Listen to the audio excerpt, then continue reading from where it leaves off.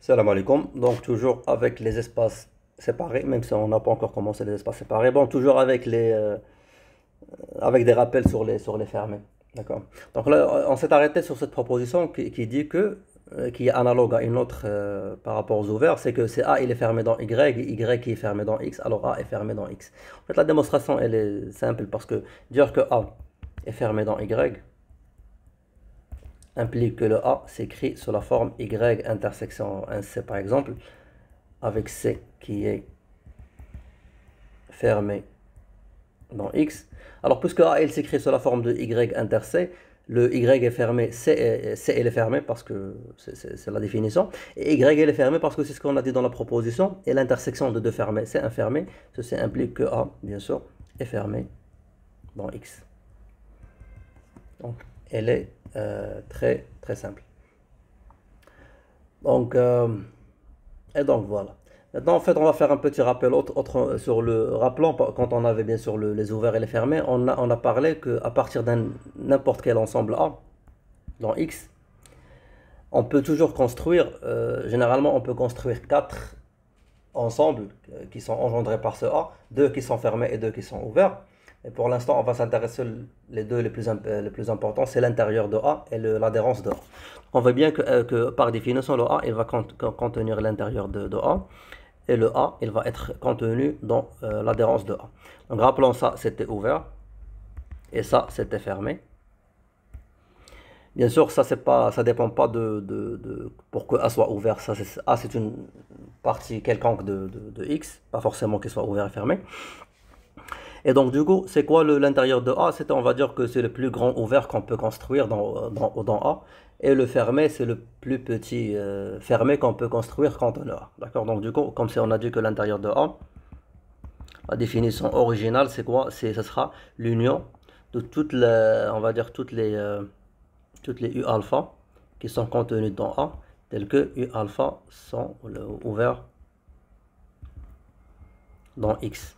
Et l'adhérence de A, ça sera tout simplement, on va dire ça c'est alpha dans I, ça sera l'intersection de cette famille V alpha ou bien C alpha qui contient A, tel que le V alpha fermé dans X. Donc on peut voir bien sûr que par définition de l'union, l'intérieur de A, ça sera le plus grand ouvert contenu dans A. Et par définition de l'adhérence qui est définie par l'intersection, on peut voir que le fermé à l'adhérence de A, ça sera le plus petit fermé contenant A. D'accord. En fait, la question qui se pose, c'est que, bien sûr, quand A elle est ouvert et quand A est fermé, rappelons que, bien sûr, quand A est ouvert, si A est ouvert, bien sûr, le plus grand ouvert contenu dans A, ce sera à elle-même. D'accord. Donc, du coup, ce sera le A. L'intérieur de A, ce sera tout simplement le A. Et si A est fermé, l'adhérence de A, ce sera tout simplement A, parce que ce sera le plus petit fermé contenant A. D'accord? Ça, c'est juste un rappel. Alors, ce qui m'intéresse maintenant, c'est que quand on est en fait dans une topologie induite, d'accord?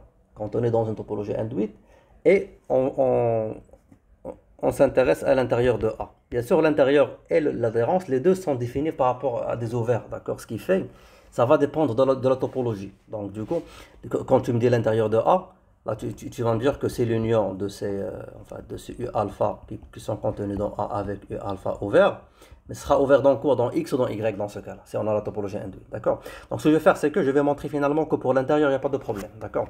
Ils sont exactement le même ensemble. Donc je vais appeler ça l'intérieur de A et je vais ajouter un X juste pour dire que ça, ce sera l'union des ouverts U alpha dans A, tel que U alpha ouvert ou bien U alpha voilà, ouvert dans X. Et dire que l'intérieur de A, on va dire relativement à Y, ça sera l'union de alpha I. Par exemple, ça on va appeler V alpha dans A, tel que V alpha ouvert dans Y. En fait, pour l'intérieur, ça sera exactement la même chose. Ils seraient égaux. D'accord. Et pour voir ça, il suffit juste de voir que le fait d'avoir bien sûr A dans Y, parce que je ne peux pas parler bien sûr de l'intérieur relativement à Y si A n'était pas une partie de Y. Donc du coup, A est une partie de Y et une partie de X aussi. D'accord. L'espace parent. Donc dire, si on prend un V alpha qui est dans A, le V alpha, ça sera tout simplement le Y, dans ce cas-là, intersecte un U alpha, avec un U alpha bien sûr qui est ouvert dans X. D'accord? Et donc du coup, je peux voir que l'intérieur de A relativement à Y, ça sera l'union de cette famille V alpha machin qu'on a écrit là. Ce qui fait, ça va être tout simplement l'union de ce Y intersection U alpha avec alpha, bon, dans I. Ça, c'est tout simplement le Y intersection l'union par distributivité de l'intersection par rapport à l'union. Ça sera quoi? Ça sera ça sera intersection union alpha dans I de U alpha. Alors rappelons que les U alpha, finalement, ils sont des ouverts dans A, d'accord? C'est la définition de l'intérieur. C'est l'union de tous les ouverts qui sont dans A. Donc il fait partie de A, ou puisque A est une partie de Y, ce qui fait le U alpha, ils font partie de Y. Et donc du coup, l'union de tous ces U alpha va être bien sûr inclus dans Y. Et dans ce cas-là, l'intersection de Y avec U alpha, ça sera tout simplement, dans ce cas-là, l'intérieur de A par rapport à Y, qui était le Y intersection U alpha, alpha dans I, ce sera tout simplement, c'est l'intersection de U alpha. Ce qui fait ça tout simplement, c'est quoi? C'est l'intérieur de A relativement à X. D'accord? Et donc du coup, on peut voir bien sûr que l'intérieur de YA, ce sera exactement l'intérieur de A par rapport à X. Donc l'intérieur de A par rapport à Y, ce sera exactement l'intérieur de A par rapport à X. Donc il n'y a pas de confusion quand on est dans une topologie induite. Même si on va avoir une chaîne de topologie induite, toujours quand on parle d'un intérieur d'un ensemble, ça sera le même par rapport à toutes ces topologies. Par contre, si on a l'adhérence, ce ne sera pas la même chose. D'accord? Parce qu'on peut vérifier que si on appelle ça l'adhérence de, on va dire par rapport à X, ça sera quoi? Ça sera l'intersection, on va dire alpha dans I, de la famille C alpha qui contient le A avec C alpha qui est fermé dans X. Le A, Y, ça sera l'intersection de alpha dans I, de C alpha contenant A, mais C alpha cette fois-ci, c'est fermé dans Y. Et dans ce cas-là, si on s'intéresse par exemple à Y, alors rappelons bien sûr que C alpha qui est fermé, C alpha est fermé dans Y.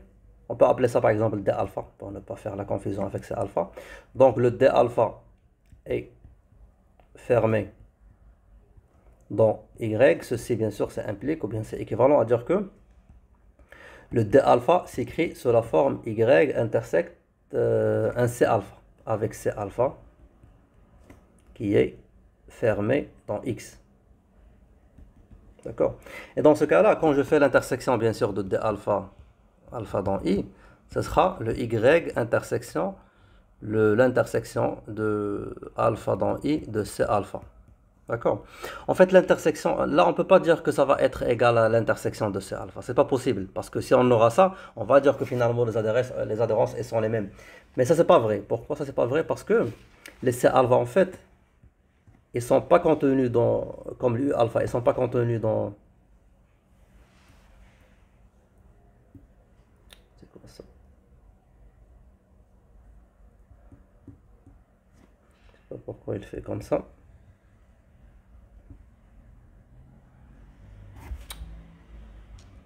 D'accord, c'est bon. En fait, le C alpha, contrairement à U alpha, il n'est pas contenu dans A. C'est l'inverse. Donc, on a le C alpha, il contient A. Donc, l'intersection de C alpha, il va contenir A. Il n'y a pas de problème. Mais par contre, on n'est pas sûr qu'ils sont contenus dans Y. D'accord? Parce on a le A, il est dans Y. Et on a l'intersection on a A et dans l'intersection de C alpha. Mais ça ne veut pas dire qu'il n'y a pas possibilité de savoir si l'intersection de C alpha est dans Y. Donc, généralement, ce ne sera pas le cas, d'accord? Parce que les C alpha, ils sont défermés contenant A et défermés dans X. Donc, il se peut que eux-mêmes contiennent le Y, qui est un sous-espace de X, d'accord?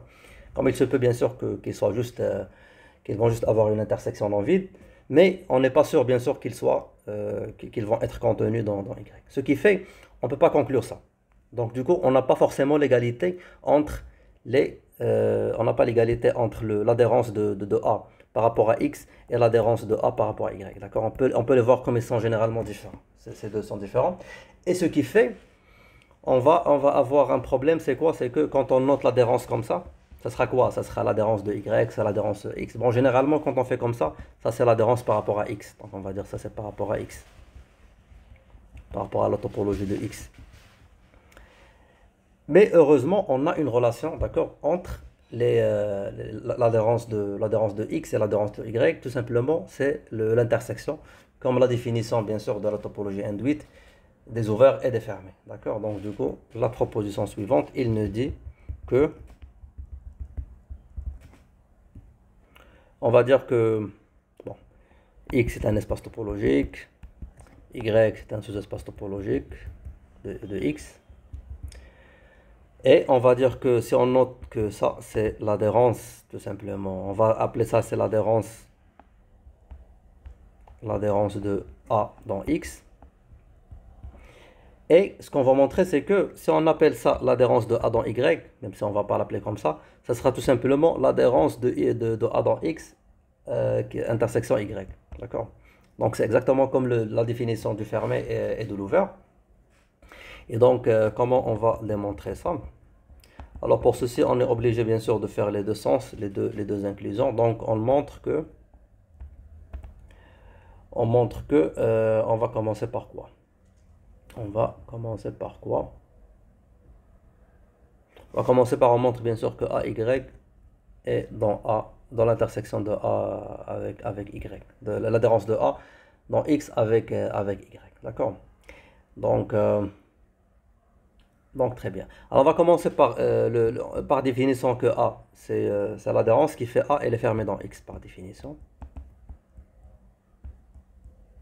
D'accord? Donc A est fermé dans X, ceci implique que si je fais l'intersection de A avec Y, ça sera fermé dans Y. Pourquoi? Parce que c'est Y l'intersection avec un fermé de X, ça va nous donner un fermé dans Y. Et donc du coup, puisque le A, il fait partie bien sûr de A intersecte Y, on va dire entre parenthèses, car le A, il fait partie de son adhérence, ce qui fait quand je fais l'adhérence ou bien l'adhérence et Y en même temps. A, il fait partie de Y.